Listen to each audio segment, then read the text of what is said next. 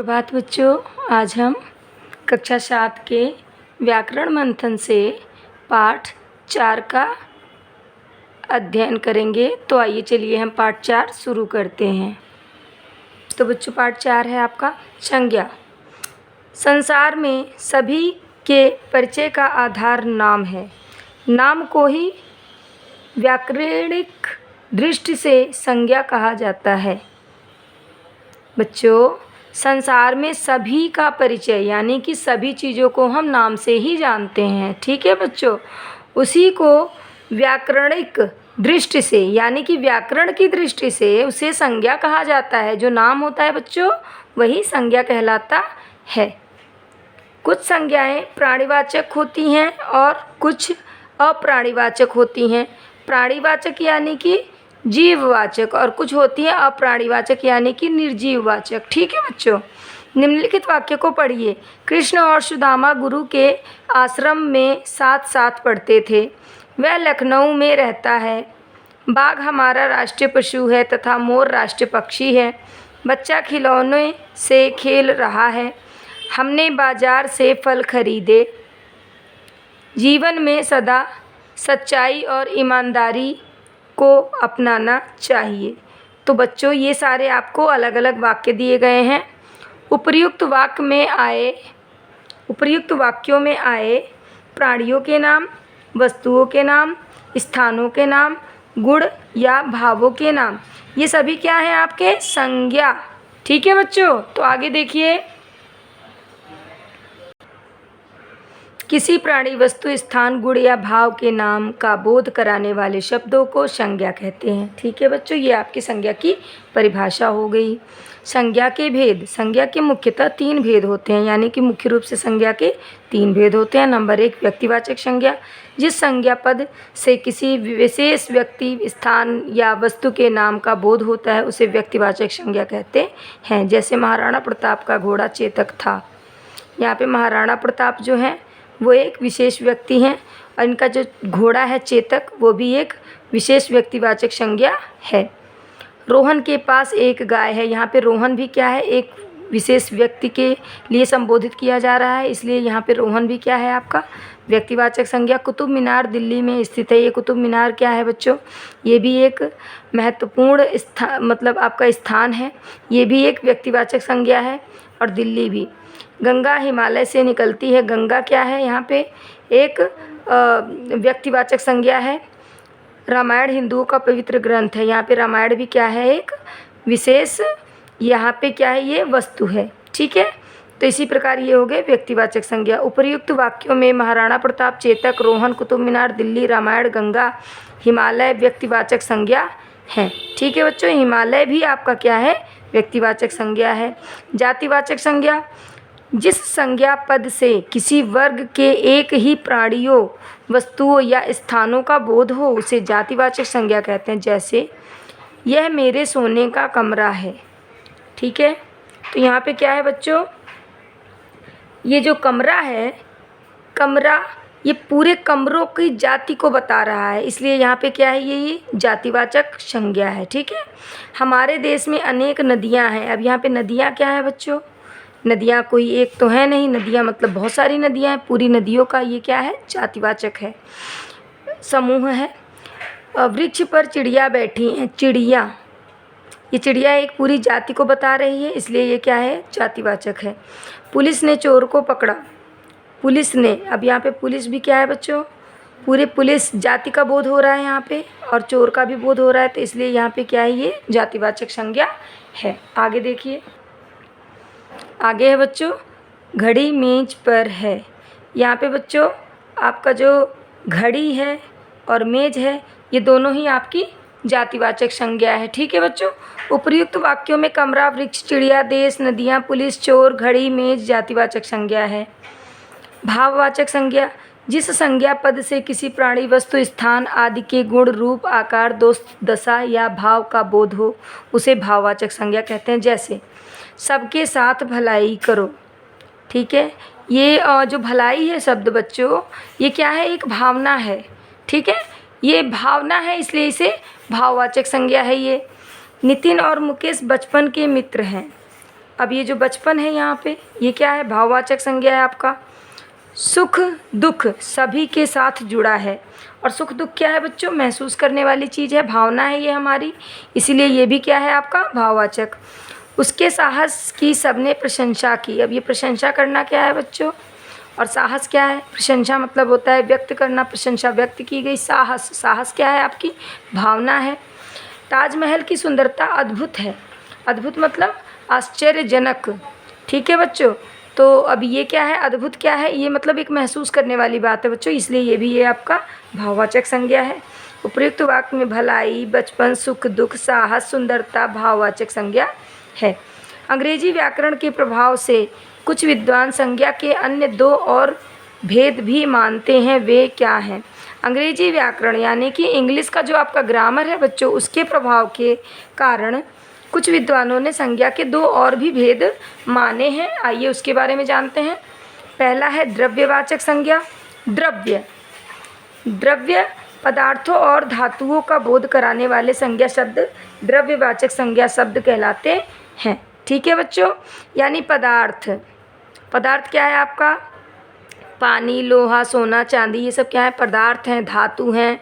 ठीक है। इनके बोध कराने वाले संज्ञाओं को द्रव्यवाचक संज्ञा कहते हैं। जैसे सोना, चांदी, लोहा, तांबा, दूध, पानी, गेहूँ, चावल, इस्पात, पीतल आदि। समूहवाचक संज्ञा, वर्ग विशेष के समूह का बोध कराने वाले संज्ञा शब्द समूहवाचक संज्ञा कहलाते हैं। वर्ग विशेष यानी अलग अलग वर्गों को विशेष रूप से बताने वाले, जैसे कि कक्षा, कक्षा में बहुत सारे बच्चे होते हैं बच्चों। हाँ, टीम, सभा, ये सब क्या है? समूहवाचक संज्ञा है। जैसे कि सभा, टीम, दल, सेना, कक्षा, परिवार आदि। ठीक है बच्चों। आगे देखिए, तो आगे है आपका व्यक्तिवाचक संज्ञा और जातिवाचक संज्ञा में अंतर। यानी व्यक्तिवाचक क्या होता है और जातिवाचक क्या होता है, इसी को हम यहाँ पे जानेंगे। व्यक्तिवाचक संज्ञा से विशेष नाम का बोध होता है, जबकि जातिवाचक संज्ञा से पूरी जाति का। बच्चों अगर मैं बोलूँ राम एक लड़का है, तो यहाँ पे राम क्या होगा? व्यक्तिवाचक संज्ञा होगा, और लड़का क्या होगा बच्चों? जातिवाचक संज्ञा होगा। यानी लड़का क्या है? पूरी जाति को बता रहा है, और राम क्या हो रहा है? वो अलग एक व्यक्ति के नाम को बता रहा है, इसलिए ये व्यक्तिवाचक और जातिवाचक हुआ। देखिए बच्चों, व्यक्तिवाचक संज्ञा एक वचन होती है। यानी कि व्यक्तिवाचक जो संज्ञा होती है बच्चों, वो हमेशा एक वचन में होती है, उसका लिंग परिवर्तन नहीं होता। यानी कि अब आपने रामू अगर लिखा बच्चों, तो रामू की जगह पे आप उसको स्त्रीलिंग में परिवर्तित नहीं कर सकते। ठीक है बच्चों। जातिवाचक संज्ञा एक वचन और बहुवचन होती है। जातिवाचक संज्ञा में आपका एक वचन भी होता है और बहुवचन भी होता है। जैसे कि लड़का का लड़के, लड़की का लड़कियां। ठीक है। तथा उसका लिंग परिवर्तन होता है। उदाहरण, माली के पास मोर नाच रहा है। माली, मोर जातिवाचक संज्ञा है। माली पूरी जाति का बता रहा है और मोर भी पूरी जाति का बोध करा रहा है। माली के रूप वचन और लिंग के अनुसार परिवर्तित होते हैं, जैसे माली, मालियों, मालिन, मालिनों आदि।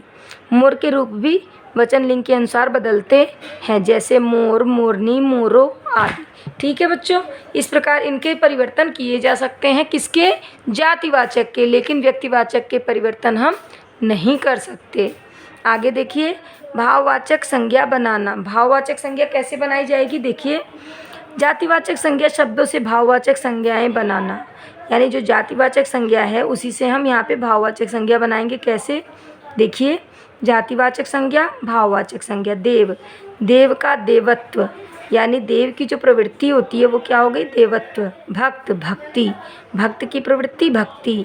बंधु, बंधुत्व। इसी प्रकार आपका ये पूरा होगा। आगे देखिए, तो बच्चों आगे देखिए, चोर का चोरी, ठग का ठगी। इसी प्रकार आपका ये परिवर्तन होगा। दूसरा नंबर है सर्वनाम शब्दों से भाववाचक संज्ञाएं बनाना। अब सर्वनाम के शब्दों से कैसे बनता है? मम मतलब मेरा होता है। मेरा से क्या है? ममता, ममत्व। निज का निजित्व, निजता। अपना का अपनापन। ठीक है। इसी प्रकार इधर भी आपके सर्वनाम से भाववाचक संज्ञाएं बनाई गई हैं। आगे देखिए, विशेषण शब्दों से भाववाचक संज्ञाएं बनाना। विशेषण, विशेषण क्या होता है बच्चों? संज्ञा और सर्वनाम की विशेषता को बताने वाले शब्दों को ही विशेषण कहा जाता है। तो उससे देखिए किस प्रकार भाववाचक संज्ञा बनती है। पंडित का पांडित्य, पंडित मतलब जिसको जानकारी हो उसे हम पंडित कहते हैं, तो पंडित का पांडित्य। लंबा का लंबाई।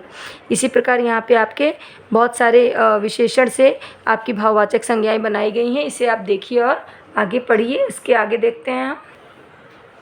आगे है आपका क्रिया शब्दों से भाववाचक संज्ञाएं बनाना। क्रिया, क्रिया क्या होता है? क्रिया होता है आपका किसी काम का करना या होना जिससे पाया जाता है, उसे हम क्रिया कहते हैं बच्चों। तो आपकी क्रिया से भाववाचक संज्ञा बनाना। चढ़ना, चढ़ना क्या है? आपका क्रिया है। अब चढ़ना से क्या हो गया? चढ़ाई, चढ़ाई मतलब एक भावना हो गई यहाँ पे। खोजना, खोज। हंसना, हंसी। इसी प्रकार आपका यहाँ पे क्रिया से भाववाचक संज्ञा बनाई गई है। आगे देखिए, तो आगे है आपका बहना, बहाव। पढ़ना, पढ़ाई। इसी प्रकार आपका क्रिया से भाववाचक संज्ञा बनाई गई है। आगे है आपका अव्यय, शब्दों से भाववाचक संज्ञाएं बनाना। अव्यय, धिक, धिक्कार। निकट, निकटता। धीमा, धीमापन। इस प्रकार आपका अव्यय है ये। अव्यय से ये भाववाचक संज्ञाएं बनाई गई हैं। आगे बच्चों आपकी अभ्यासमाला है यहाँ पे, स्वयं को परखें, उसके बारे में देखते हैं। तो बच्चों है आपका सही विकल्प पर सही का निशान लगाइए। क, किसी प्राणी, वस्तु, स्थान, गुण या भाव के नाम का बोध कराने वाले शब्दों को कहते हैं, क्या कहते हैं? संज्ञा। संज्ञा का भेद है गुणवाचक संज्ञा, संख्यावाचक, भाववाचक। तो आपका है भाववाचक। तो आगे है बच्चों द्रव्यवाचक संज्ञा। शब्द बोध कराते हैं किसका? द्रव्य पदार्थ का, धातु का या दोनों का? तो दोनों का। ठीक है बच्चों। इसी प्रकार आपका भाववाचक संज्ञा द्वारा रिक्त स्थान भरिए। अब ये भाववाचक संज्ञा से ही आपके ये रिक्त स्थान भरे जाएंगे। परिश्रम सफलता की कुंजी है। इसी प्रकार आपको ये भी करना होगा बच्चों। आगे देखिए, आगे है आपका तीसरा, निम्नलिखित शब्दों में से व्यक्तिवाचक, जातिवाचक तथा भाववाचक संज्ञा अलग अलग करके लिखिए। ठीक है बच्चों, यहाँ पे बहुत सारे आपको संज्ञाएं दी गई हैं, इसमें से आपको सबको अलग करना होगा। जैसे व्यक्तिवाचक संज्ञा, जातिवाचक और भाववाचक। तो आपका बुढ़ापा क्या है बच्चों? भाववाचक। ठीक है, तो यहाँ पे लिखेंगे आप बुढ़ापा। ठीक। अब दिल्ली, दिल्ली क्या है आपका? व्यक्तिवाचक। अब है जातिवाचक। जातिवाचक में क्या है बच्चों? घोड़ा। घोड़ा पूरी जाति को बता रहा है। तो इसी प्रकार आपको बच्चों यहाँ से पूरे ढूंढ के आपको अपनी बुक में भरने होंगे। आगे देखिए, निम्नलिखित शब्दों से उचित भाववाचक संज्ञाएं बनाइए। यानी कि ये आपके शब्द हैं और इसी से आपको भाववाचक संज्ञा बनानी है। तो आपका पहला है प्रभु, प्रभुत्व, प्रभुत्व। ठीक है बच्चों, इसी प्रकार आपको ये सारे बनाने हैं। आगे देखिए, आगे क्या है बच्चों? नीचे लिखे शब्दों के सामने संज्ञा भेद लिखिए। खटास, खटास क्या है? खट्टा से बनता है खटास। तो ये क्या है? भाववाचक संज्ञा।